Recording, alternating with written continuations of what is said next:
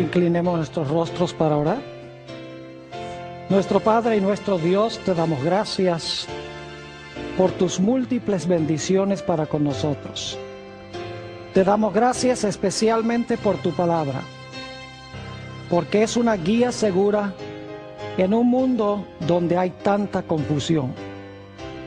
Pedimos, Señor, que al estudiar en cuanto al duelo en el huerto, que tu Espíritu Santo nos acompañe y nos instruya. Te damos gracias por escuchar nuestra oración, pues te lo pedimos en el precioso nombre de Jesús. Amén.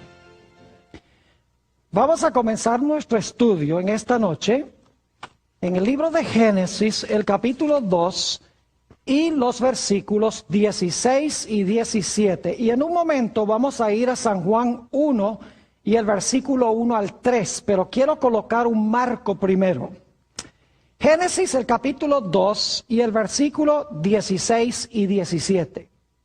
Dios ha creado a nuestros primeros padres. Y dice la Biblia que colocó un árbol en medio del huerto, un árbol prohibido. Y dice lo siguiente en cuanto a este árbol. Y mandó Jehová Dios al hombre diciendo: de todo árbol del huerto podrás comer, mas del árbol del bien y del mal, de la ciencia del bien y del mal, no comerás, porque el día que de él comieres, ciertamente morirás. En otras palabras, Dios le estaba diciendo al hombre: tú tienes que vivir una vida en perfecta armonía con mi ley para continuar viviendo. El día que tú desobedezcas mi ley, y ya hemos visto que todos los 10 mandamientos estaban contenidos en este solo mandato de Dios, Dios le dijo al hombre: si tú llegas a comer del árbol, eso es pecado y te va a traer la muerte. Es decir, obedece y vivirás, desobedece y morirás. Ahora sí vamos al Evangelio según San Juan, el capítulo 1 y los versículos 1 al 3. San Juan, el capítulo 1 y los versículos 1 al 3. Habla aquí en cuanto a Jesús. ¿Cómo fue él antes de la creación? Y vamos a leer en unos momentos más adelante en el capítulo un versículo, el versículo 14, sobre la encarnación de Jesús. Dice en San Juan 1 y el versículo 1, en el principio era el verbo, y el verbo era con Dios, y el verbo era Dios. No era miembro de nuestra familia, ¿verdad?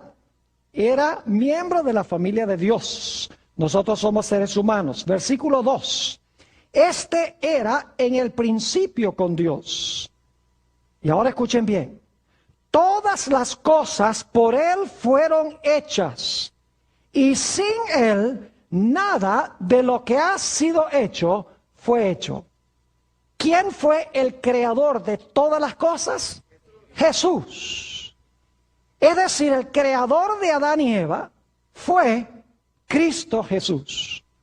Y al leer el relato bíblico nos damos cuenta que aunque Jesús fue el creador, él colocó a Adán y Eva en un huerto y colocó a Adán como el padre y representante de la raza humana. Es decir, colocó a Adán como el rey sobre el planeta Tierra. Vamos a leer eso de nuevo, como ya lo hemos leído, en el libro de los Salmos, el Salmo 8 y los versículos 3 al 5. Salmo 8, 3 al 5. Aquí dice el salmista David, en el Salmo 8 y el versículo 3 al 5, cuando veo tus cielos, obra de tus dedos, la luna y las estrellas que tú formaste, digo, ¿qué es el hombre para que tengas de él memoria, y el hijo del hombre para que lo visites? Le has hecho poco menor que los ángeles, y lo coronaste de gloria y de lustre. Fíjense que Adán fue coronado de gloria y lustre. Los reyes usan coronas, ¿verdad? Versículo 6, le hiciste señorear, es decir, lo pusiste a reinar sobre las obras de tus manos. todo lo pusiste debajo de sus pies. Es decir, aunque Jesús fue el creador, Él colocó a Adán como el rey sobre el planeta Tierra. Y era el plan de Dios de que Adán y sus descendientes viviesen para siempre. Pero luego vino la tragedia del pecado. Y como hemos leído en el Evangelio según San Lucas, el capítulo 4 y los versículos 5 al 7, un nuevo poder llegó a controlar al planeta Tierra. Vamos a leer eso en el Evangelio según San Lucas, el capítulo 4 y el versículo 5. Dice: y le llevó el diablo a un alto monte, y le mostró en un momento todos los reinos de la tierra. Y le dijo al diablo: a ti te daré toda esta potestad y la gloria de ellos, porque a mí ha sido entregada y a quien quiero la doy. Si tú, postrado, me adorares, todos serán tuyos. Es decir, el diablo dice: a mí ha sido entregado el reino o los reinos, y a quien yo quiero se los doy. Obviamente los reinos pertenecían al principio a Adán. Este mundo pertenecía a Adán, le fue dado como un regalo por Jesús el Creador. Pero como Adán y Eva escogieron pecar, fueron destituidos de su posición de reinado y se sentó sobre el trono de este mundo Satanás. Y la raza humana necesitaba a un redentor.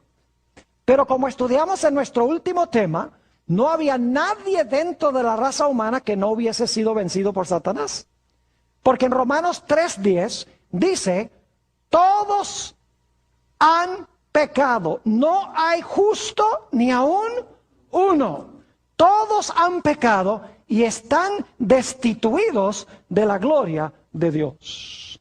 Es decir, el plan original de Dios era que el hombre fuese rey, que su territorio fuese el planeta Tierra y viviese para siempre. Cuando Adán pecó y sus descendientes pecaron, se estropeó el plan.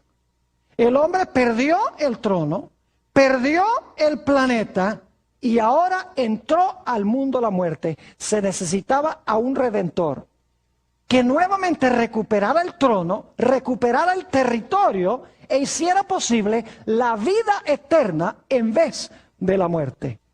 Pero dentro de la raza humana no había nadie que pudiese recuperar lo que se había perdido. Pero como hemos estudiado, Dios descendió al huerto y le habló a la serpiente, estando Adán y Eva escuchando lo que Dios decía. Y Dios le dijo a la serpiente, a Satanás: yo voy a mandar una simiente a este mundo nacida de mujer. Esa simiente te va a hacer la guerra. En el proceso de la guerra tú le vas a causar dolor, le vas a herir en el calcañar, pero te va a salir caro. Porque en el proceso de la guerra, Él te va a dar un golpe mortal en la cabeza y de ese golpe tú no te vas a recuperar. Es decir, lo voy a mandar a esta simiente para recuperar todo lo que perdió el primer Adán. Ahora, ¿cómo se iba a recuperar lo perdido? Ustedes recuerdan que el primer resultado del pecado del hombre fue que se fue la gloria que lo cubría y ahora se vio ¿cómo? Se vio desnudo. Es decir, era necesario cubrir de nuevo la vergüenza de su desnudez para restaurarlo a su condición original. La pregunta clave es: ¿cómo podía restaurarse el hombre a la condición original en la cual se encontraba? Génesis 3:21 tiene la respuesta. Vayan conmigo a Génesis 3:21, lo hemos leído de nuevo. Este repaso es vital para lo que vamos a estudiar en nuestro tema de hoy. Dice allí en el versículo 21, y Jehová Dios hizo al hombre y a su mujer túnicas de pieles y los vistió. ¿Qué hizo Dios para Adán y Eva? ¿Túnicas de qué? Túnicas de pieles y los vistió. Ahora, hay 4 puntos claves que quiero recalcar en este versículo. Número 1, Adán y Eva estaban desnudos como resultado de su pecado. En segundo lugar, se escogieron probablemente 2 corderos, o por lo menos 2 animales perfectos, sin defecto. Y luego esos animales perfectos y sin defecto fueron muertos. Para conseguir la piel de un animal hay que matar al animal.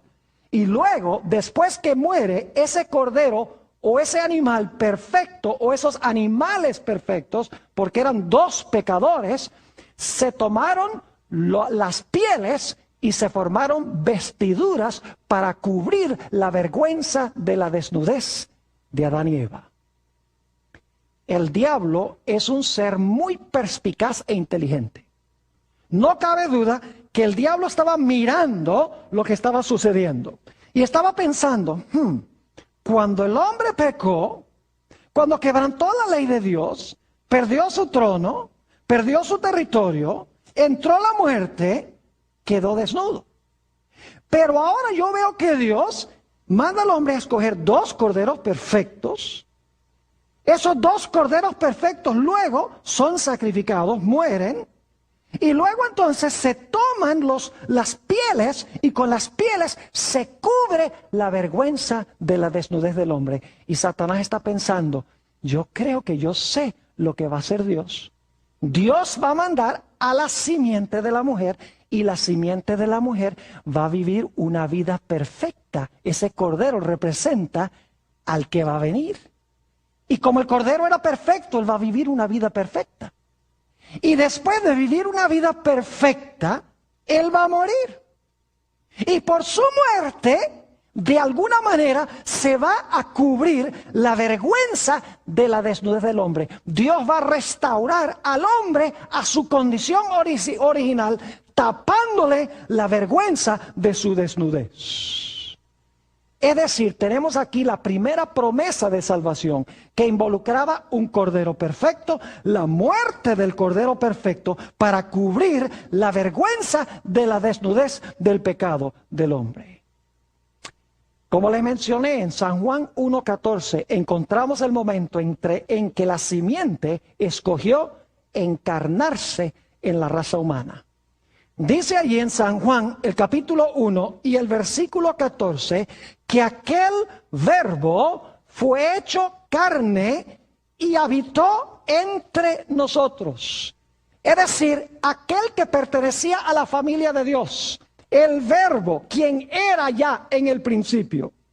Llegó un momento en que él escogió incorporarse dentro de la raza humana para rescatar lo que nuestros primeros padres y la raza humana habían perdido. Pero qué forma tan extraña de llegar al campo de batalla. Nacer en un mundo controlado por el rebelde. Naciendo en un mundo como un bebé indefenso. Con el propósito, en primer lugar, de vivir una vida perfecta. Y después de vivir una vida perfecta, sin cometer pecado ni una sola vez, entonces morir por los pecados de la raza humana. Es decir, Jesús vino a este mundo con 2 propósitos principales. Vino para vivir una vida perfecta y vino para morir. Vino para vivir la vida perfecta que nosotros debemos vivir. Y vino para morir la muerte que nosotros, por causa del pecado, debemos de morir. Vino a vivir por nosotros y Jesús vino también a morir por nosotros. Vino a tomar nuestro lugar, en otras palabras. Y alguno dirá, pero pastor, ¿cómo podía Jesús tomar el lugar de todos nosotros? Es muy sencillo. Cristo nos creó a todos.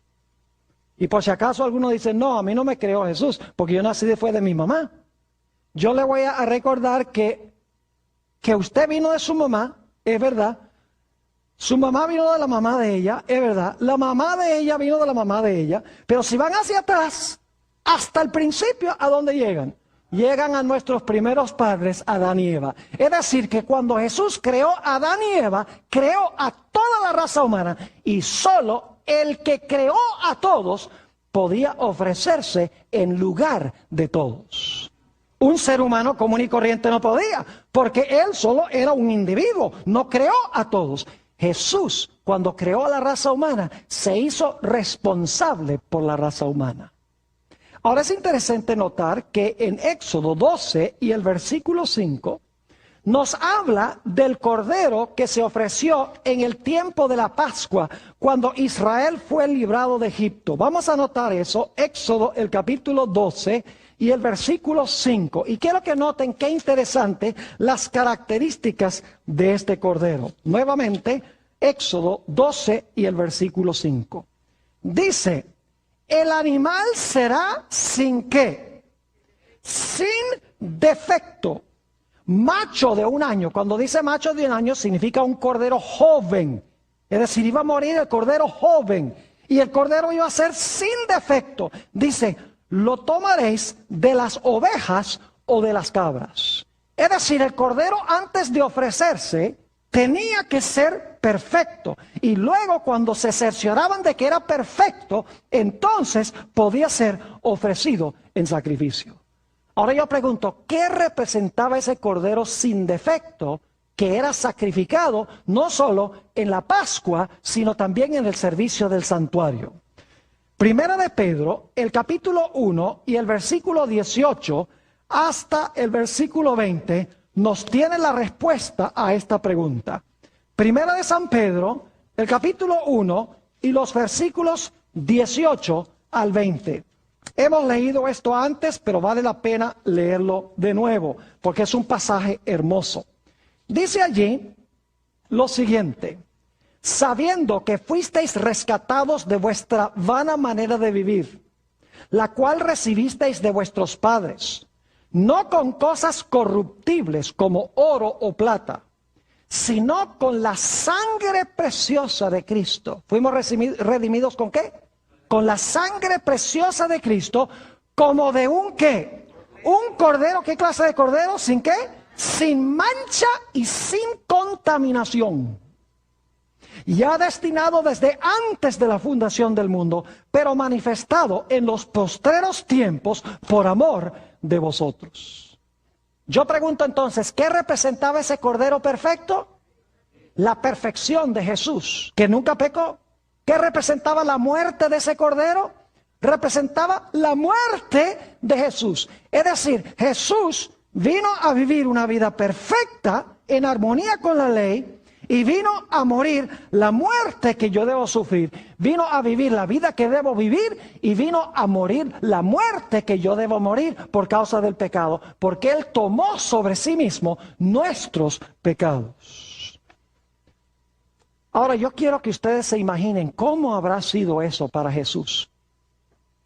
Imagínense ustedes que Jesús estuvo en esta tierra 33 años, desde el momento cuando escogió encarnarse para salvarnos.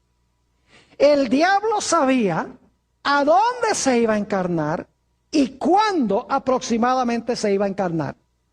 Y el diablo se propuso de que él iba a acechar a Jesús 24 horas al día, 7 días a la semana, 365 días al año. Es decir, no iba a dejar en paz a Jesús ni por un instante. Y el objetivo de Satanás era muy sencillo. Él sabía que Jesús había venido para vivir una vida perfecta. Así que él dice, yo no puedo permitir que viva una vida perfecta. Tengo que infectarlo con el virus del pecado. Y en segundo lugar, el diablo sabía que Jesús había venido para morir por el pecado.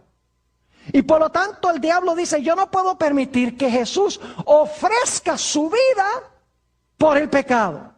Y tal vez esto les sorprenda. Tal vez estén diciendo, no, pero el diablo quería matar a Jesús. No, Señor. Vamos a encontrar en nuestro estudio esta noche que no era el objetivo de Satanás matar a Jesús. Bueno, sí lo quería matar, pero no quería que Jesús ofreciera su vida. Es diferente quitarle la vida que Jesús, al final de su ministerio, ofrecer su vida. Así que el diablo dice, yo tengo que impedir que él viva una vida perfecta y yo tengo que impedir que él muera.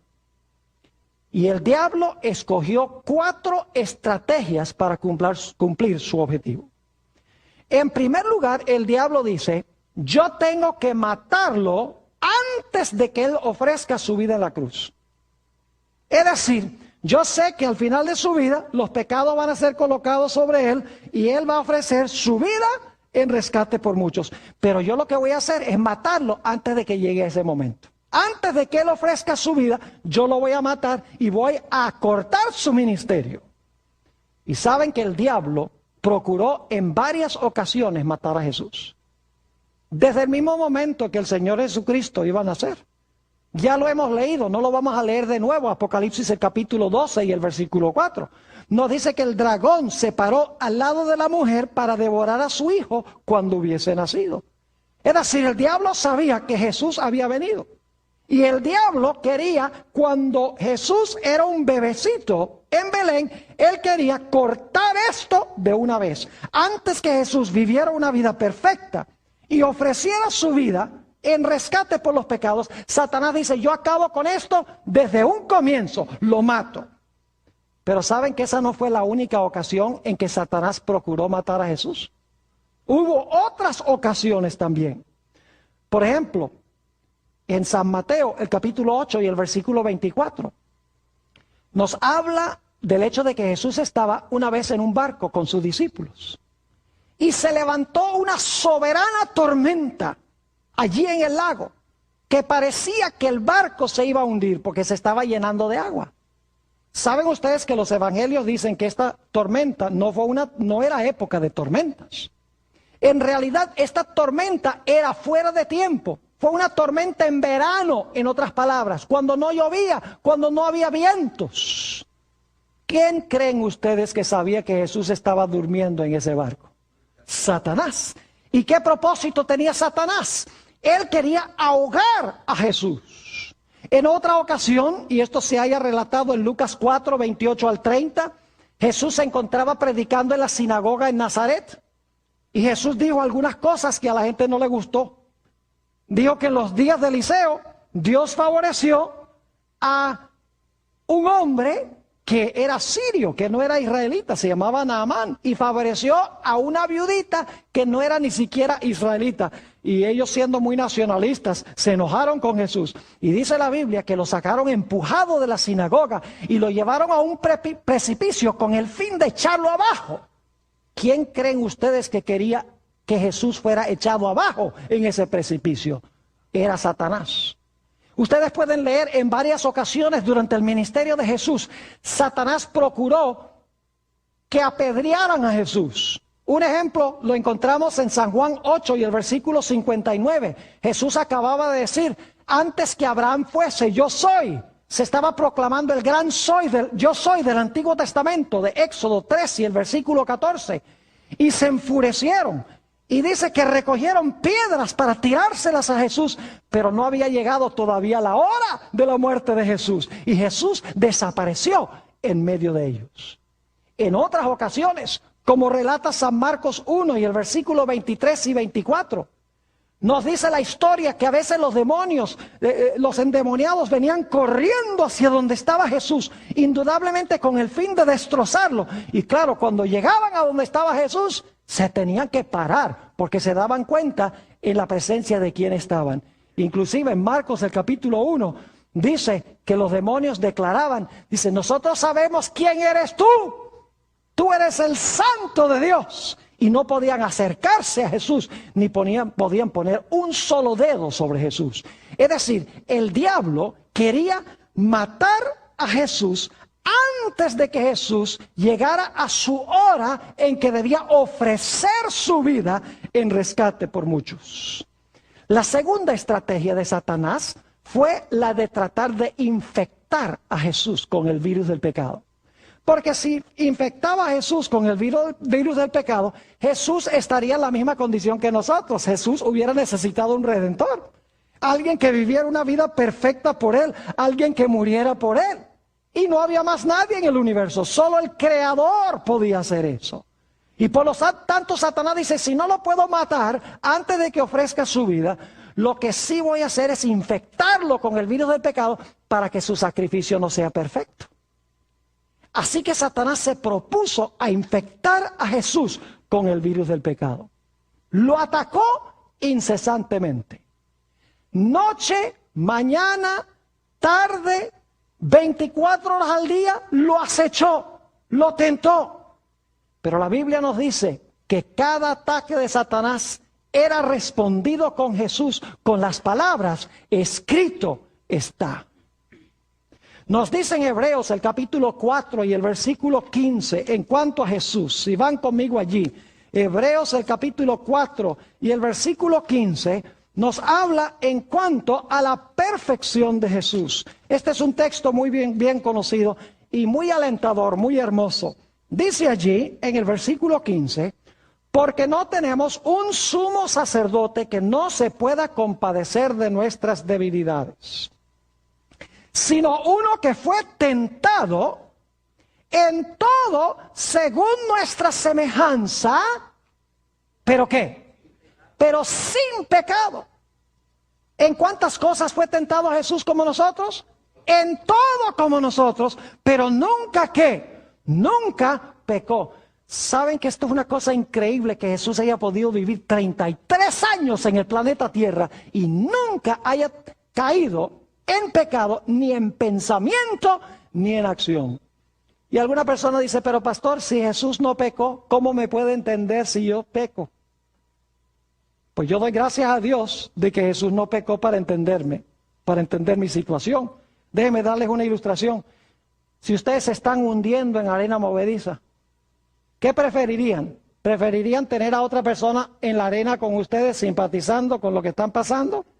¿O preferirían tener a alguien en tierra seca, en tierra firme, que pueda lanzarles la soga para sacarlos? Yo preferiría tener a alguien en tierra sólida con una soga para sacarme. Si Jesús hubiera pecado, Él hubiera estado en la arena hundiéndose con nosotros y no podría habernos salvado. Note lo que dice Primera de San Juan, el capítulo 3 y el versículo 5 en cuanto a Jesús. Dice, sabemos que Él apareció para quitar nuestros pecados y no hay pecado en Él. ¿A qué vino Jesús? A quitar nuestros pecados. ¿Y qué? Y no hay pecado en Él. Note lo que dice Primera de San Pedro, el capítulo 2 y el versículo 22. Declara esto. En cuanto a Jesús, el cual no hizo ¿qué? No hizo pecado, ni se halló engaño en su boca. El testimonio del Nuevo Testamento es que aunque Satanás se lanzó con todas sus fuerzas en contra de Jesús, el Señor Jesucristo resistió cada ataque de Satanás y nunca pecó. Es decir, Jesús era un cordero perfecto, sin mancha, sin mácula, sin defecto. Y por eso podía ofrecer un sacrificio perfecto por nuestros pecados. Así que el diablo no pudo matarlo antes que llegara su hora. El diablo no pudo infectar a Jesús con el virus del pecado. Pero un tercer método que usó Satanás fue tratar de desviar a Jesús de la misión que él vino a cumplir. Ahora, quiero explicarles lo que quiero decir. El diablo constantemente procuró desviar a Jesús del camino de la cruz. Porque él sabía que si Jesús moría en la cruz, su reino iba a quedar liquidado para siempre. Así que Satanás dice, yo tengo que convencer a Jesús de que adopte cualquier otro plan. Inclusive sería bueno que adoptara el plan de sentarse en el trono en Jerusalén para gobernar sobre los judíos, que es lo que ellos quieren, desviarlo del camino de la cruz. Y el diablo lo hizo de varias formas. Solamente les voy a mencionar los versículos por la premura del tiempo, pero ustedes los tienen en sus listas. En Mateo el capítulo 4 y el versículo 8 y 9, nos dice que el diablo llevó a Jesús a un alto monte, le mostró todos los reinos de la tierra. Y lo que Satanás le está diciendo a Jesús es esto, mira, ¿tú crees que tú tienes que morir para recuperar todos esos reinos? ¿Tú crees que tú tienes que dejar que te escupa en la cara y que te den golpes y que te pongan una corona de espinas, como dice la profecía de Isaías 53. ¿Tú crees que tú tienes que ponerte en manos de tus criaturas para que ellos te maltraten, para recuperar los reinos del mundo? El diablo dice, no. Dice, hay un camino más fácil. Lo único que tú tienes que hacer es, tú te arrodillas y me adoras por un instante y te lo doy todo gratis. Tratando de desviar a Jesús de la cruz y adoptar un camino más fácil. Varias veces durante el ministerio de Jesús, y tenemos un ejemplo en San Juan 6:15, varias veces la turba procuró tomar a Jesús por la fuerza para colocarlo como rey. El diablo quería que Jesús se proclamara rey de los judíos y se sentara en el trono sobre un reino terrenal. Es decir, no quería que Jesús muriera para recuperar el reino, sino que quería que Jesús ocupara el trono de David, gobernando sobre la ciudad de Jerusalén y sobre los judíos. Pero dice allí en San Juan 6 y el versículo 15, cuando trataron de tomarlo por la fuerza, Jesús se fue al otro lado del lago, a un lugar solitario, y se puso a orar. No se desvió del camino. Inclusive sus propios discípulos a veces se prestaron para tratar de desviar a Jesús del camino de la cruz. Tenemos, por ejemplo, en San Mateo el capítulo 16 y el versículo 23. Después que San Pedro dijo, tú eres el Cristo, el Hijo del Dios viviente. Y Jesús le dice, oh, bienaventurado eres Simón, has hablado muy bien. Y Pedro se está sintiendo muy bien. Luego Jesús le dice a los discípulos, es necesario que el Hijo del Hombre vaya a Jerusalén, sea maltratado, caiga en manos de los líderes, sea muerto y resucitar al tercer día. Y dice allí en San Mateo 16 que el apóstol Pedro tomó a Jesús del brazo y le dijo, no seas tan pesimista, que tú vas a ir a Jerusalén a morir. El Mesías no muere, el Mesías se sienta en el trono de Jerusalén. ¿Y qué le dijo Jesús? No estaba hablándole a San Pedro. Jesús le dice, apártate de mí, Satanás, porque me eres ¿qué? Porque me eres un estorbo, eres piedra de tropiezo. Es decir, Pedro se estaba prestando como instrumento para tentar a Jesús de que no fuera la cruz, sino que fuera la clase de Mesías que los judíos estaban esperando. Unos pocos versículos después, en el capítulo 17 y el versículo 4, Jesús subió con 3 de sus discípulos al monte de la transfiguración, con Pedro, Santiago y Juan. Y Jesús se transfiguró delante de ellos, como se verá cuando venga en poder y gloria en su segunda venida, para que ellos captaran una vislumbre de lo que iba a venir después de la cruz. Y descienden sobre el monte 2 personajes, Moisés y Elías. Moisés había muerto y resucitado, ido al cielo. Y Elías había sido trasladado al cielo de entre los vivos, cuando leemos el Antiguo Testamento. Y después de esta experiencia, el apóstol Pedro le dice al Señor Jesucristo, Señor, no vayamos a Jerusalén, porque ya iban en su último viaje para Jesús morir. Pedro le dice, no vayamos, Señor, a Jerusalén, construyamos 3 tabernáculos aquí y quedémonos en la montaña. Es decir, no vayas a Jerusalén a morir. Hacia el final del ministerio de Jesús. El relato se encuentra en San Juan 12 y el versículo 20 al 24. Vienen unos griegos para entrevistarse con Jesús. Y dice, queremos hablar con Jesús, porque hay muchos creyentes en Grecia que necesitan escuchar el evangelio. Y los campos están maduros para la cosecha. Queremos que el maestro venga ya a Grecia a predicar. Y cuando van los discípulos para hablar con Jesús y le dicen, mira, hay unos griegos que quieren hablar contigo para que vayas a hacer obra misionera en Grecia. Jesús dice algo que parece estar desconectado de la conversación. Jesús dice, ha llegado el momento en que el Hijo del Hombre sea glorificado. Es decir, no es tiempo de ir a Grecia.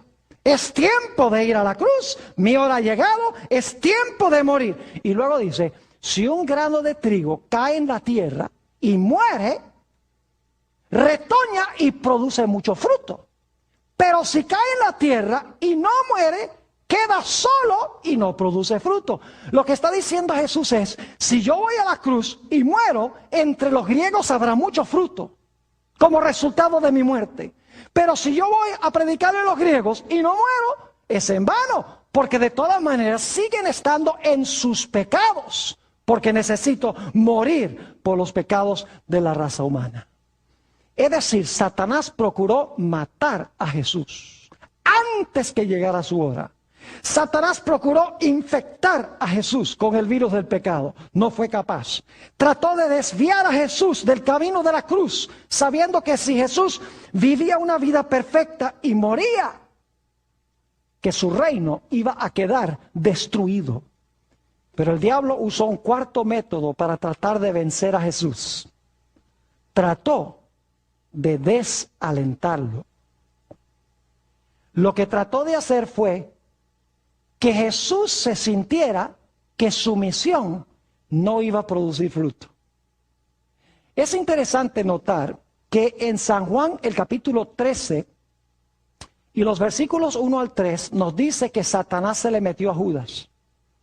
Y Judas fue con los dirigentes religiosos y tramó la venta de Jesús a los líderes religiosos. Ahora yo pregunto, ¿era el plan de Judas de entregar a Jesús para que a Jesús lo mataran? No. Algunos comprenden mal, dicen, ay, sí, Judas entregó a Jesús para que lo mataran. No, ese no era el propósito. El propósito de Judas era entregar a Jesús para que el Señor Jesucristo, cuando lo fueran a arrestar, se escapara de las manos de los que lo fueron a arrestar. Y usted dice, Pastor Bor, ¿cómo sabe eso? Muy sencillo. Le salió mal el plan a Judas. Ustedes lo saben bien. Cuando Judas se dio cuenta que Jesús no se zafó de las manos de sus enemigos, ¿qué hizo Judas? Dice la Biblia que fue con el dinero y lo tiró allá delante de los líderes religiosos y dijo, he entregado sangre inocente. Y dice la Biblia que fue y se suicidó. El propósito de Judas era que Jesús, cuando lo arrestaran y lo maltrataran, que Jesús se zafara de sus manos y que no fuera a la cruz. El diablo no quería que Jesús fuera a la cruz. El diablo no quería que Jesús muriera en la cruz. Sí quiso matarlo antes que llegara su hora. Pero cuando llegó su hora, no era su plan de que Jesús muriera. Y algunos dicen, pero Pastor Bor, entonces, ¿por qué razón el diablo llevó a la gente a abofetear a Jesús y a escupirle en el rostro y a azotarle la espalda y ponerle una corona de espinas? ¿Y por qué? ¿Por qué Satanás influyó sobre la gente para que le clavara las manos en la cruz y los pies si el diablo no lo quería matar? ¿Saben cuál era la intención de Satanás? La intención de Satanás era que causándole este sufrimiento a Jesús, que Jesús se vengara de los que le estaban haciendo esto. Que Jesús se escapara de sus manos, en otras palabras, y que no muriera, sino que se vengara, y de esta manera quedaría destruido el plan de la salvación. El diablo procuró por todos los medios desalentar al Señor Jesucristo. Vamos al Evangelio según San Mateo, el capítulo 26, y empezando en el versículo 38. San Mateo 26 y el versículo 38. Quiero que noten aquí lo que pasa con Jesús en el huerto del Getsemaní. Mateo, el capítulo 26, y voy a leer empezando en el versículo 38. Entonces Jesús les dijo, mi alma está muy triste hasta la muerte. Quedaos aquí y velad conmigo. ¿Qué le dice a sus discípulos? Estoy muy triste. Quédense aquí y velen un rato. Quédense despiertos y velen conmigo. Versículo 39.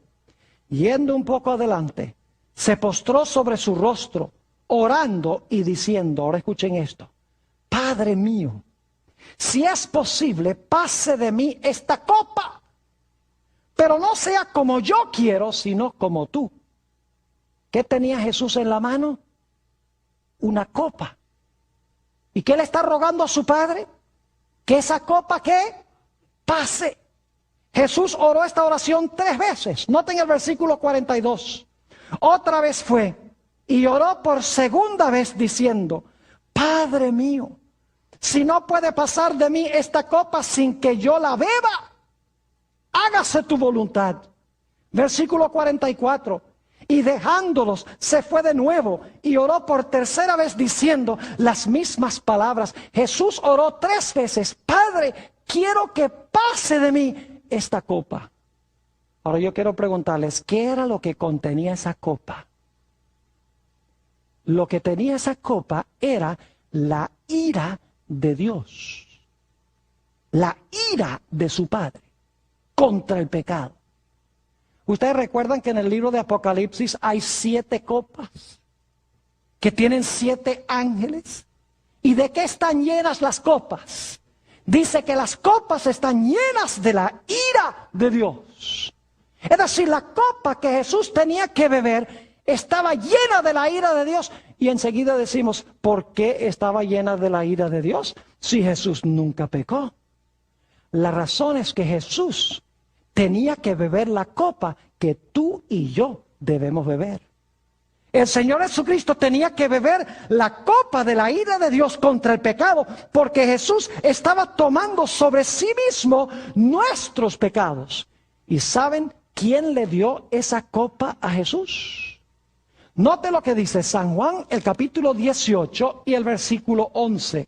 San Juan, el capítulo 18 y el versículo 11, nos dice quién fue el que le dio esa copa a Jesús. La copa que tú debes beber y la copa que yo debo beber.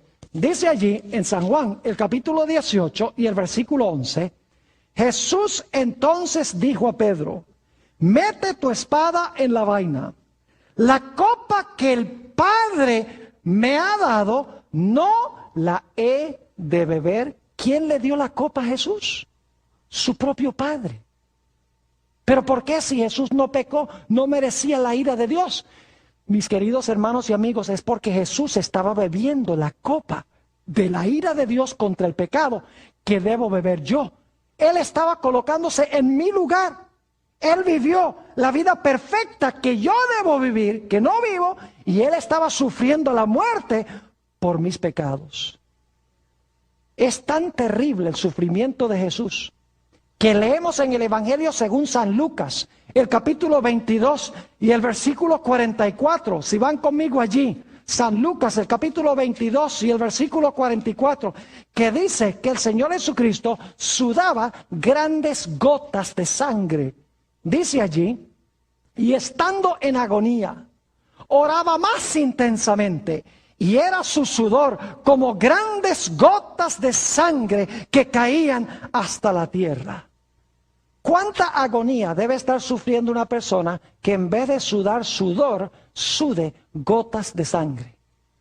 Saben que posiblemente muchos de ustedes han visto esa película, La Pasión del Cristo, de Mel Gibson.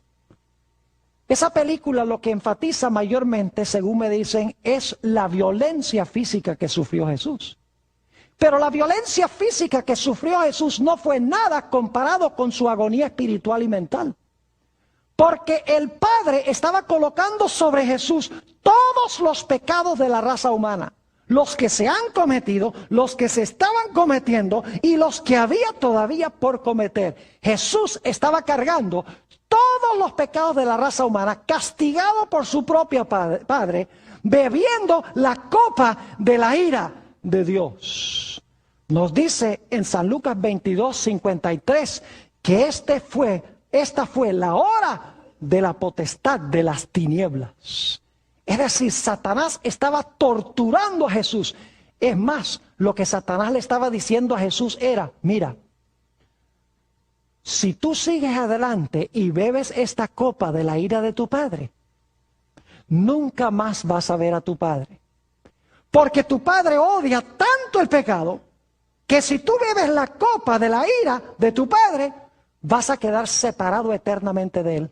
Así que piénsalo bien. Porque si tú te bebes esa copa, nunca más vas a ver el rostro de tu Padre. Vas a quedar separado para siempre. Fíjense que está tratando de desalentar a Jesús. Y el diablo usó otros métodos para desalentar a Jesús. Por ejemplo, cuando sus discípulos debían estar orando por Jesús, ¿qué estaban haciendo? Estaban durmiendo. Judas, uno del círculo de los discípulos, lo entregó. San Pedro, uno de los más importantes discípulos, ¿qué hizo? Lo negó. Es decir, Satanás obró sobre los discípulos para que se durmieran. Satanás obró sobre Judas para que lo entregara. Obró sobre Pedro para que Pedro lo negara 3 veces. Obró sobre la turba para que le escupieran en el rostro, para que lo abofetearan, para que le pusieran una corona de espinas. Todo con el propósito de que Jesús se desalentara. El propósito era decirle a Jesús, mira, lo que tú estás haciendo de nada vale. Uno de tus discípulos te entrego, a ese no lo vas a salvar. Otro discípulo tuyo, Pedro, 3 veces te negó y la tercera vez con malas palabras. Cuando tú necesitabas las oraciones de tus discípulos, todos se durmieron.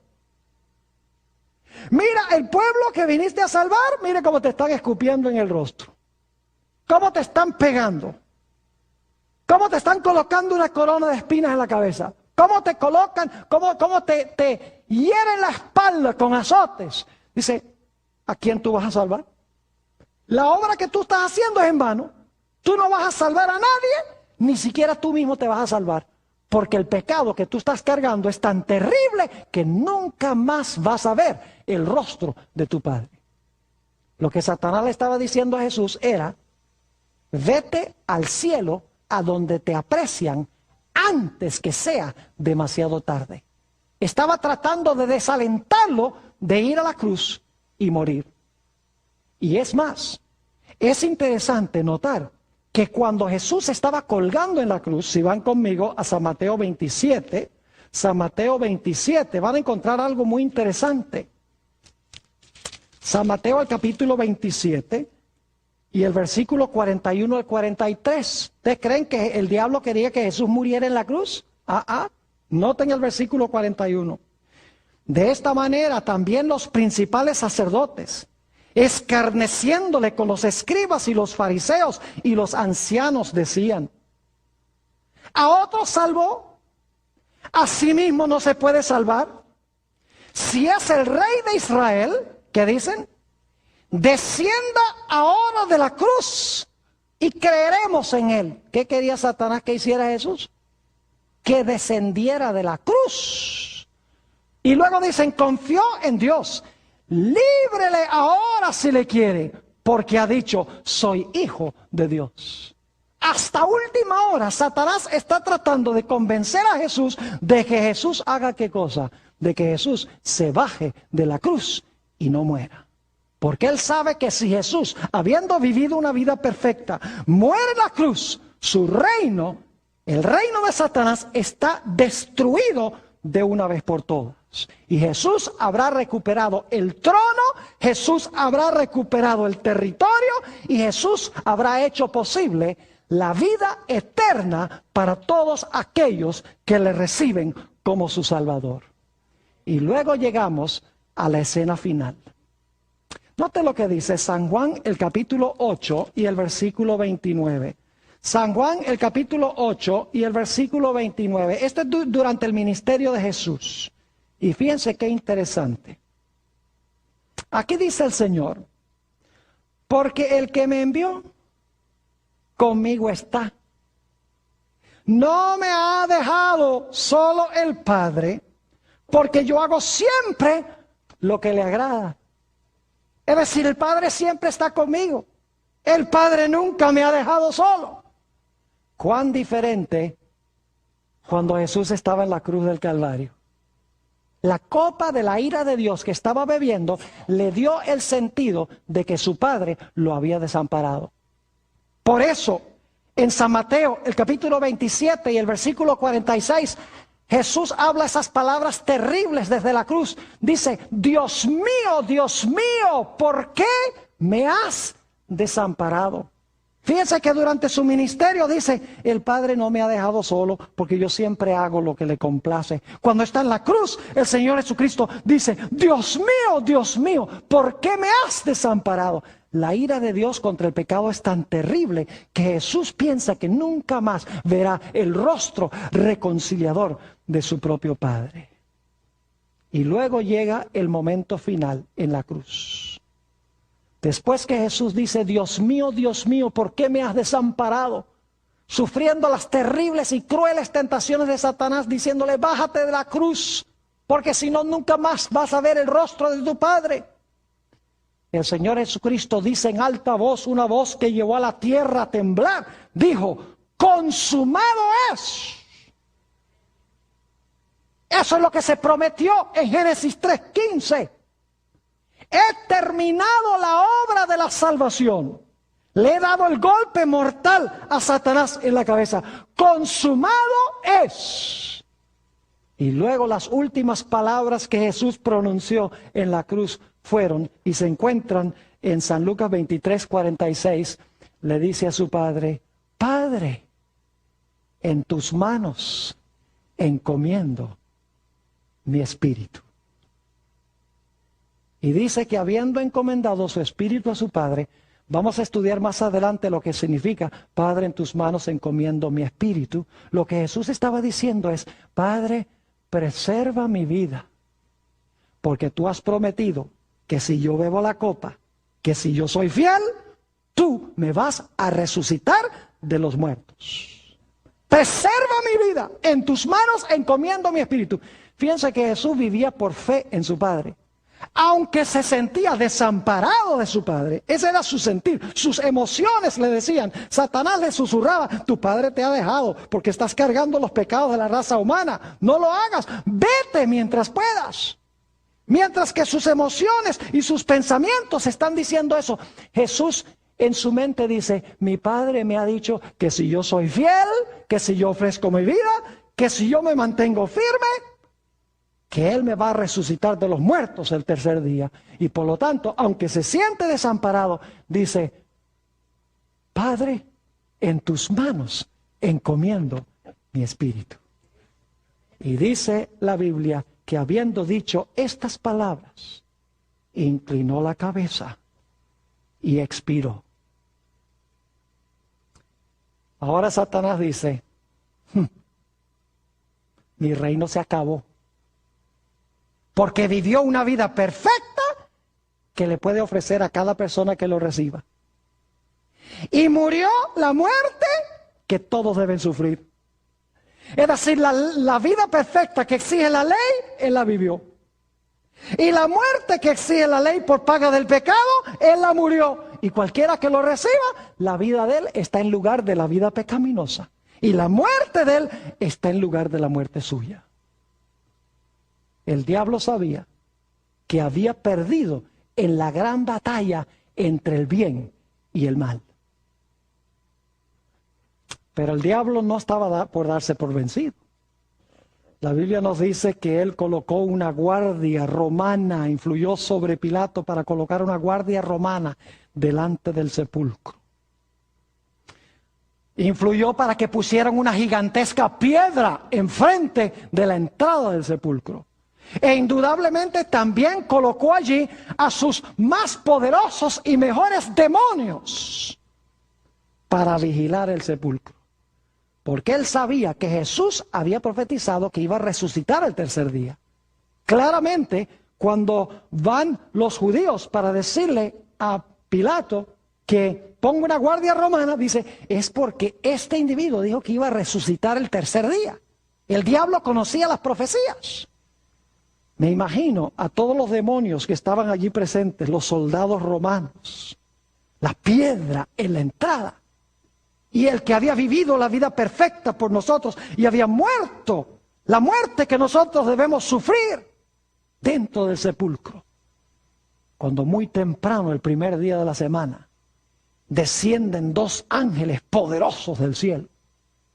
Uno de los ángeles se para afuera del sepulcro, el otro se sienta.